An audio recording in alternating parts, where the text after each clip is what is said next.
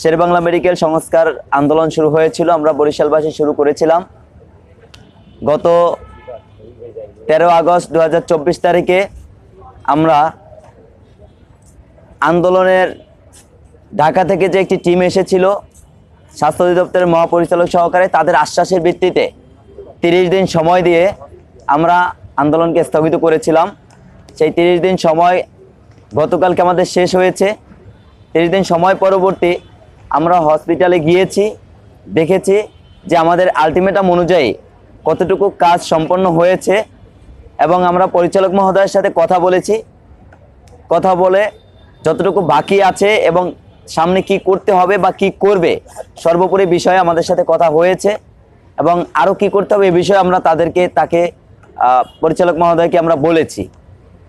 তো তারই পরিপ্রেক্ষিতে আমাদের যে 30 দিন সময় দেয়া ছিল, আমরা মনে করছি যে 30 দিন সময়ে আমরা যে আমাদের যে দাবিগুলো ছিল মোটামুটি বলতে গেলে আমরা কিছুটা স্যাটিসফাইড হয়েছি যে না, আমাদের সেই 30 দিন আলটিমেটামের মধ্যে পরিচালক মহোদয় তিনি সর্বোচ্চ চেষ্টা করেছেন এবং তিনি আমাদেরকে আরও আশ্বস্ত করেছেন যে পরবর্তী 1 মাস 1.5 মাস বা 2 মাসের মধ্যে বাকি যে কাজগুলো রয়েছে সেই কাজগুলো অতি দ্রুত সম্পন্ন করবেন। আমরা তাকে বলেছি যদি আগামী 3 মাসের মধ্যে বাকি কাজগুলো সম্পন্ন না করা হয় আমরা কঠোর আন্দোলন আবার গড়ে তুলব। কারণ এই শেরেবাংলা মেডিকেলে দক্ষিণবঙ্গের যত লোক রয়েছে, সাধারণ মানুষজন রয়েছে, তারা কিন্তু চিকিৎসা নিচ্ছে। এটি শুধু আমাদের বরিশাল জেলার মানুষ চিকিৎসা নিচ্ছে বিষয়টি এমন নয়। এখানে বরগুনা, পটুয়াখালী, পিরোজপুর থেকে শুরু করে 6 জেলা তো আছেই, পুরো বরিশাল বিভাগ, শরীয়তপুর, মাদারীপুর থেকেও রোগী এসে এখানে চিকিৎসা নেয়।